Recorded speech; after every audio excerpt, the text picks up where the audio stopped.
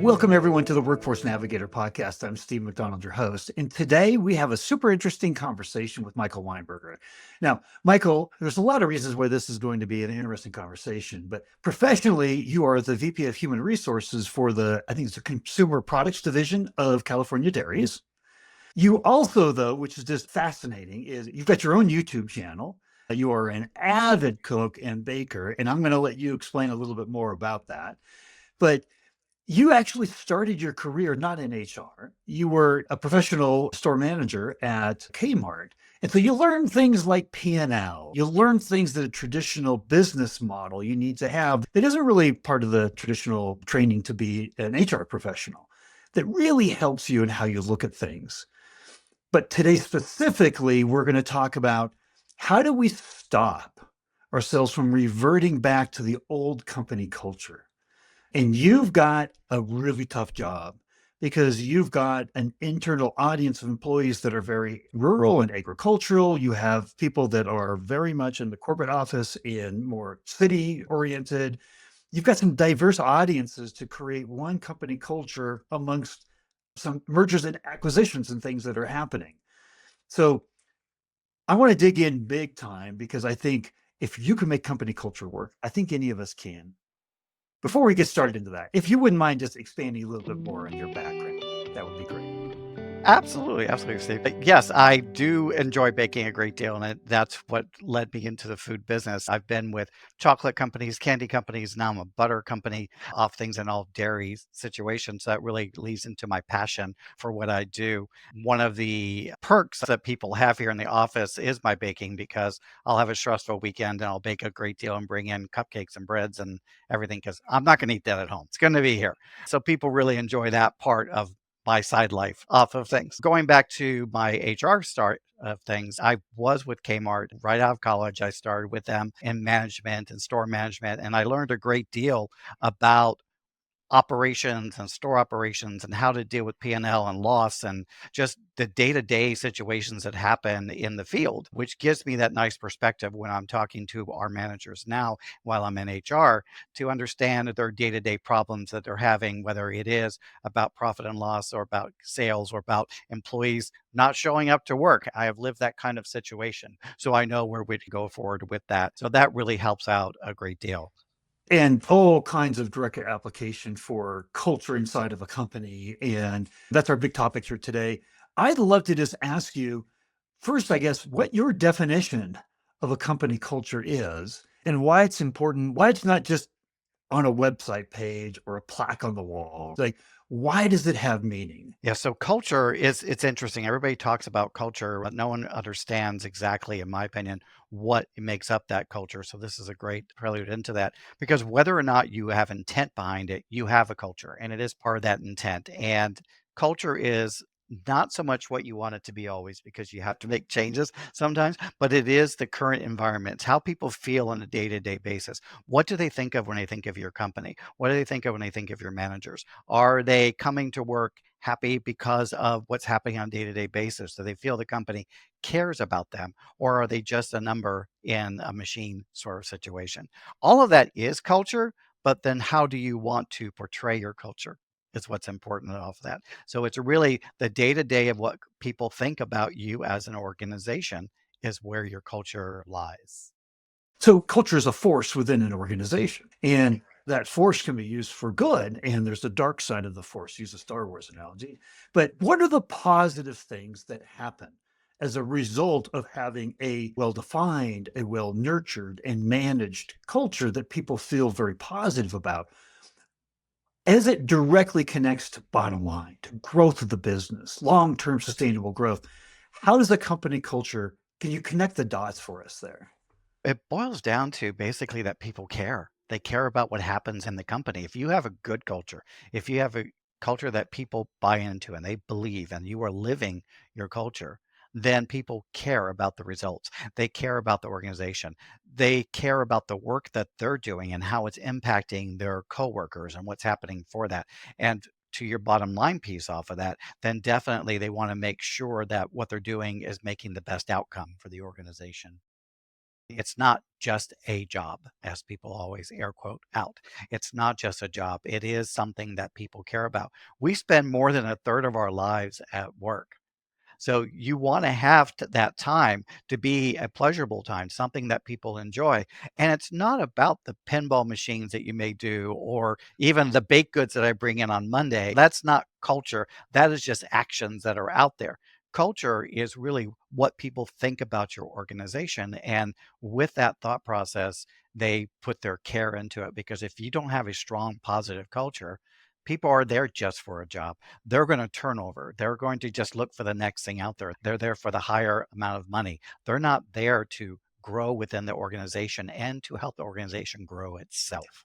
You mentioned one thing of many things in there that is really important because, like, if I could grab onto a KPI, if I could grab onto something very tangible, what you said there is happy people are engaged people and you retain them. And there's a significant negative impact on high employee churn from a bottom line perspective, then retraining people, and then what it does to the culture, and people are constantly turning, and that's what you get known for. So I guess the question is this culture something that shouldn't just be something that in HR that we're really focused on? Should this be something that leadership is focused on? And how? What's their role in this? It is definitely a partnership. Culture is not an HR device. Often you hear organizations, HR is in charge of culture. HR is not in charge of culture. HR is in charge of finding out what people think about the culture and what do we need to do to improve upon our culture or to maintain a good culture that we have. What do employees want? And they're to help communicate it. But it is a partnership with leadership. If leadership is not about culture, if they're about just improve the profit bottom line and that's it, then you're not going to be able to make inroads as an HR person. You'll be banging your head against the wall because you don't have the partnership. And you're going to have turnover. You're going to have people complaining in the hallways about things, and your employee surveys are going to be terrible, and all this information is going to be happening. So it is a partnership, and everybody has to be speaking the same language. And we have to remind each other often about culture. And that's where HR can come in. Very often, when we are counseling managers about employee issues or directions they want to go, we have to be listening. Are we doing things within our right values, with the right culture that we want to do? Or are we just doing knee jerk reaction situations? And that's where HR leads that charge. But it does come from leadership, from management, all together as a partnership to create and maintain that great culture that you want to have. So I'm dying to ask you a question on this, and I'm going to put you on the spot a little bit. I'm just going to tell you that right now up front. I want to ask you the importance of culture, but I'm going to ask you to rate it. Like, how important is culture to the long-term sustainable growth of the business? One, it's not important at all. Who could care less? 10, it's vital to the long-term sustainable growth of the business. How would you rate that? And succinctly, like, why? So I'm going to say a 10 because culture is so important, just not only in the organization, but to me personally as an HR person. I've always felt that culture is paramount off of this because you have to stand in your truth. You have to live in what you have every day. And again, if we're spending more than a third of our lives at our work, we have to be able to stand into that culture that we believe in and live it every single day. If the culture is not what you want, you need to try to change it to where you feel it needs to go. And why is it so important? Why do I put vital to the long-term sustainability? It is that care factor. It is what people will put in the extra efforts where they'll look and say what's best for the business. It is in reduced turnover and longevity for people, where people say, this is where I want to retire at some point, as opposed to this is just a stepping stone for me kind of things. Don't get me wrong, you're always going to have people who are coming in for just that, get the experience under the belt because they're looking for greater things than you can offer. And that's fine. We can expect that. But overall, you're going to look at people who want to be there long term for the right reasons, not just the paycheck, but what do they believe in organization? This begs another question because I hear the passion. You're an HR professional.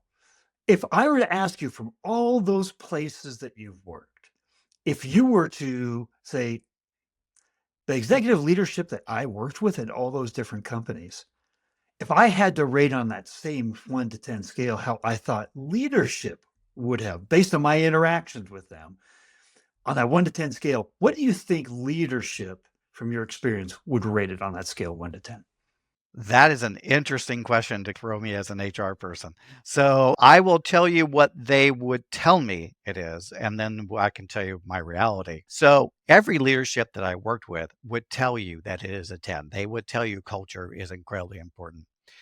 The problem is that leadership loses sight of culture when the rubber hits the road kind of a situation where they're having either stockholders or shareholders or they're feeling the pressure on pricing and everything. Culture can take a back step.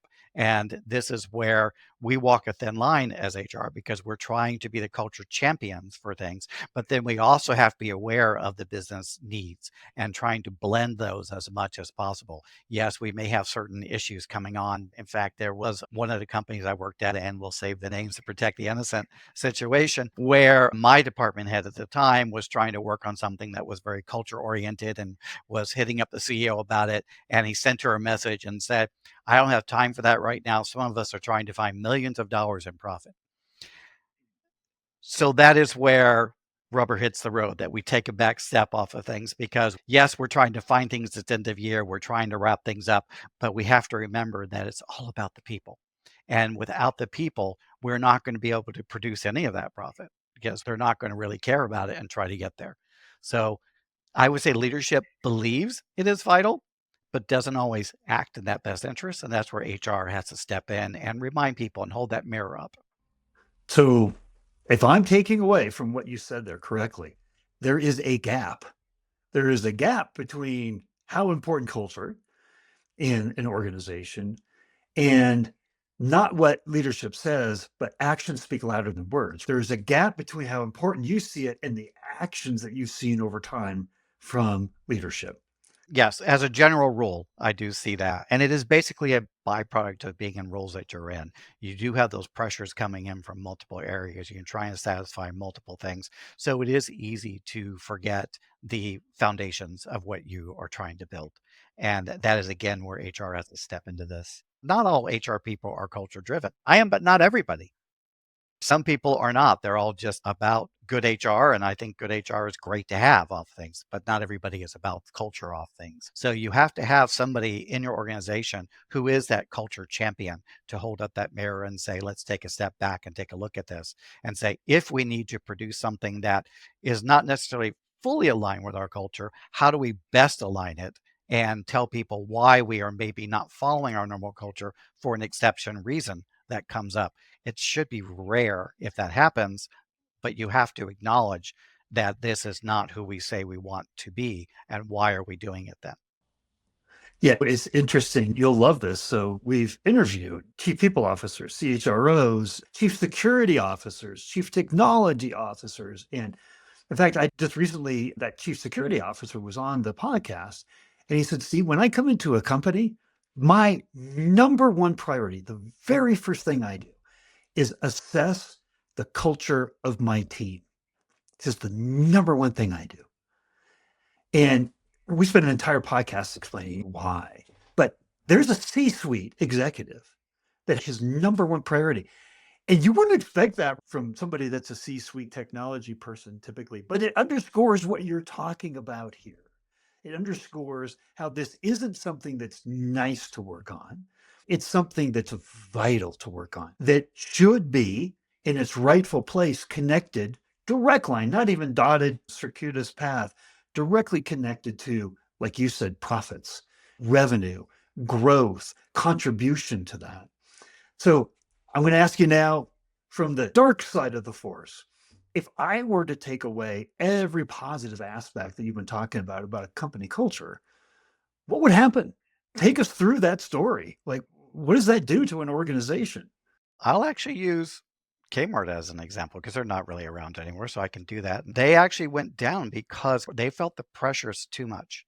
That culture dropped. It was more about how do we maintain the doors open kind of situation. And with that, the employees, I know for this from personal experience being out in the field with everybody, they were feeling the culture disappearing and the culture disappearing. So people were leaving and people weren't caring and theft went up, loss prevention went out the window because people didn't care.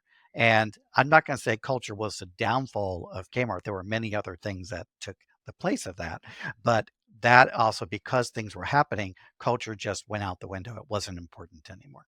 And you could see it in all the actions and behaviors that were going on and that people didn't want to support. And people were very upset about what was happening to the organization that they knew and loved at some point was no longer there.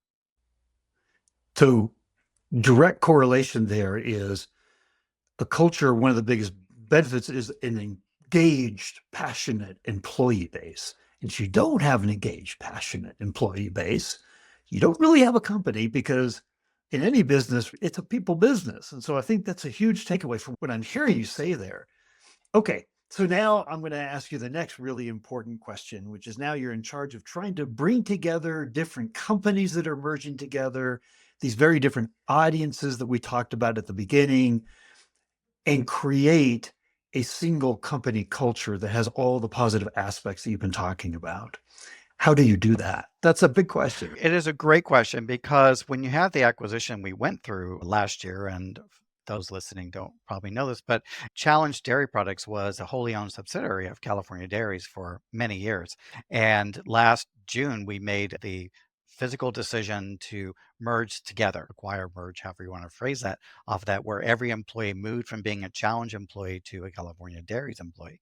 And really, we have different cultures within it, because in Challenge, we're very sales and marketing driven, consumer packaged goods, and California Dairies is a manufacturing organization, dairy co-op, and everything. So bringing these two worlds together has been an interesting challenge for that, because we have, on the Challenge side, we had drivers and distribution centers, and we had direct store sales with restaurants and hotels, and we had deals with our major retailer customers and everything. So we have had our own small kind of culture, because we were around 200 employees, and now we're well over 1,000 employees. So you have that part of things going on. So there's been a lot of growing pains, I guess is the best way to put it, for things. And part of what we had to do was we had to talk about what are some of the best parts of Challenge that we liked, that we want to maintain, and try to see how we can incorporate it in with California Dairies. And what are some great things about California Dairies that happens? So it's not all just let's come over and make changes. It's how do we merge the two together? And some of that's through employee survey, but through feedback and discussions off of it, and just letting people know what we're doing. Maybe we can't do something, for example, like we used to do prior to COVID. We used to have these massive parties that we did. We spent a lot of money, brought everybody together. One that's not financially responsible to do, but from a culture standpoint, everybody loved it. But it's not 2025 type of business. But in California Dairies, we also have smaller company events that we do throughout. So how do we make sure everybody's a part of that and things that are going in there? So in my case, on that side of things, I'm working with the person who helps schedule out those PR type of things, and making sure that we are making sure that the former Challenge employees, who are now part of the consumer products group, are heard and recognized as far as what they would like to see as well, and bringing everybody together at these events. So that's just one example that we're trying to do on these. I've heard a recurring theme of what you're saying here, and I'll call it giving a voice to the employees, making them feel like they're heard, they're a part of this, so they're not just a cog. Is that a good takeaway from as a recurring theme that I'm hearing? 100%. A lot of times decisions are made without thinking about the impact on employees. And we have to remember, even though somebody has a certain job that they have to do, whether it is milk processing or store delivery, whatever it might be, that is their job. They have feelings about how they are doing that job and how they are treated every day. And we have to remember, in our communication, our tone, our language, everything that we're doing is culture. And how do we communicate those messages? And or even if we communicate at all, if we don't communicate out something that's going on, that speaks volumes, as well as giving the wrong information speaks more volumes too. So we have to make sure we're thinking about, how will this be perceived? Often it's like when you're told how to write emails, you always have to say, think about the receiver of the email. It's the same thing on your company communications. Think about the receiver. How are they going to take this? Don't just put down words because it makes it sound important. What is important to the person receiving it? And what do they need to know to make them feel a part of everything? But what I feel like is you're starting to give us some really important insights on how you make this company change. What are some other things that you could share with other HR professionals that are on the podcast your insights into making the change, because there's always challenge. There's never that change is going to be super easy. Just roll it out. Give us some of the insider tips, the insights that you have to make these kind of changes. One of the things, especially when you're going through like an acquisition merger sort of thing, is people miss the old ways. They talk about that on the old ways of doing things. And they'll bring up the fact of this is how we used to do it and how we used to do things. And I recently have had to talk about is there is no used to do it because we're California dairies. And this is how California Dairies has done it. You are a California Dairies employee. Your paycheck says California Dairies. You're under California Dairies off of things. We have Challenge as a brand, but we're California Dairies. So California Dairies has always done something this way. There hasn't been a change. You're under a new company now. Let's talk about how that change is for you and what we need to do if we need to make some changes. I've gone through to the HR teams and the CHRO, and I've made some comments about certain things that probably should be changed, and they have been changed, which is very nice because it was something that wasn't brought up before. Because when you bring in 200 new employees into an organization who have their own way of doing stuff, you have to look at things differently and say, what does the business need to do? And we are in a state right now of moving over into a new way of doing business, a new way of recognizing things and not operating in silos and working as a full leadership group off of things. So this has made a big difference as well, that we can speak about these things where we saw problems before, problems that might come up, and we can interact with each other and try to problem solve. It's interesting because when you talk about the subject of change, it brings up emotions that aren't always good. People are afraid of change. There's comfort in the way that it used to be. But the topic of this is don't fall back into the same old culture. That would probably be the easiest thing to do. But we live in a world that is complex and always changing. Absolutely. The only constant is change. So it's always there. It's always going to be it. And yes, people are afraid of change because they don't know what it's going to bring. The important part then is to make sure people know what you're trying to achieve with the change. It's not change for change sake, that there is a reason for the change. There is something we're trying to achieve, whether it is operational, procedural things, because maybe something wasn't quite correct in the past that we were doing. So we need to correct that. Or if it's something that's going to make us better in the long run, it's going to be painful in the short time. You have to recognize that too and say, this is going to be a painful change. It's going to be a lot of work in a short period of time, but this is the outcome. This is the other side that we're trying to get to, so that people know you're thinking about it. It's not just the flavor of the day and the passion project of the week kind of a thing. It is there for a reason and what we're trying to achieve. And one of the things that's come up a number of times that nobody can argue about is if that change is in support of our customer. They're the highest authority in our business. Any change that we do has to be through that lens of we're doing this because we're here to support our customers. And people can't argue with that. They can, but you tend to not if you're like, oh, no, I see that. That's the right thing to do for the customer. It's the right thing for us to do. And that can get complex for people, especially an organization like ours, where the customer is, people get confused on who the customer is and the consumer. So you have to well define that out for people. Who are we here to serve ultimately? What are we trying to achieve as an organization? What is our mission? What are our values? And point back to that. What are we trying to do? And to your point, the change has to ultimately be a better service to the customer. But who is that customer? And everybody has to understand that, especially when you get larger organizations. You get over 1,000 employees, and I've been at the 100,000 plus at the Kmart. People at the consumer facing side of things don't often understand who the actual customer is and what the actual purpose of the company is. They just apply because they like the brand, they like the product, they like certain things. So you have to educate them as to why we exist in the first place and what we're trying to achieve. And that is also part of HR. And that's in the communications that we do on orientations, onboardings, handbooks, whatever we do as far as employee recognition or a community outreach, and just tying it all back to this is who we are and what we're trying to do for the customer ultimately. Yeah, that's the common denominator of everything. I have to ask you the question, is culture like a project that you really like a launch? Like you work so hard and you launch it, or is it something that you are always working on? So I'm going to answer that in both ways because you are always working on it, yes, but you may have to launch it. I was with one organization where the president had a vision of what they thought the culture was. And I did an employee survey, and the employees said it was different than what the president thought it was. And I had a feeling that was the case based upon just anecdotal things that were happening.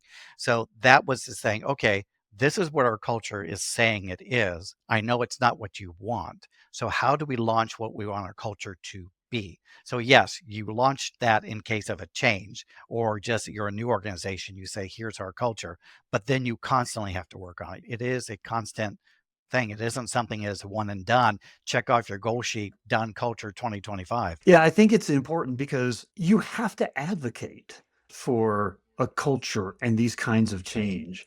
And so, in a lot of ways, you're a salesperson. You're selling a culture. You're selling the reasons why very few people get into HR and think I'm a salesperson. That's very true. That's very true. Do you agree with that characterization? I can see that, and I can agree with that because I always tell people in the HR field that people are looking to you as a beacon to how to react to things. How do you react in certain situations? If you're having to do layoffs, because let's face it, everybody's having to do it these days and what's going on, how are you presenting that with culture in mind and employees in mind? They're looking at that. They're looking at you really more for the hard times than the good times, because the good times are easy. Everybody's happy on the good times. But when things are difficult, they look to you as HR. But how are you selling this as what is our culture? It's the same thing. I'll go back to layoffs. People look at that and saying, how are you treating the people that are being let go? Because that speaks volumes to your culture. It does. We have covered so much territory here that our poor human brains, we can't retain more than about three things at a time. If there was one takeaway that you really wanted people to have from this discussion here, what would that takeaway be? That culture is a partnership. It is not HR driven. It is not CEO driven. It is a partnership between HR and the leadership team. What do you want the culture to be? What do you want it to say? And then how do you together make that happen on a day-to-day basis? I love it. Here's one thing that I know is going to happen is there's going to be a lot of questions. So if it wouldn't be appropriate if we gave out a link to your LinkedIn profile so that people could reach out to you and ask those questions if they need to. Absolutely. I'm always open to connect people and keep our resources going. In HR, that's our best outreach is to each other to find out how things are happening in different situations, knowing that we're not giving legal advice. It's all just HR. How do we do things? So I'm more than happy to do that. Fantastic. Michael, thank you so much for just giving such a good color commentary on the importance of culture. What are the insights on how we go through that change and do that change management? I wish we had 2 or 3 episodes because I think it's that deep. But thank you for all your contributions today. Really appreciate it. It's been a pleasure, Steve. I've really enjoyed this conversation.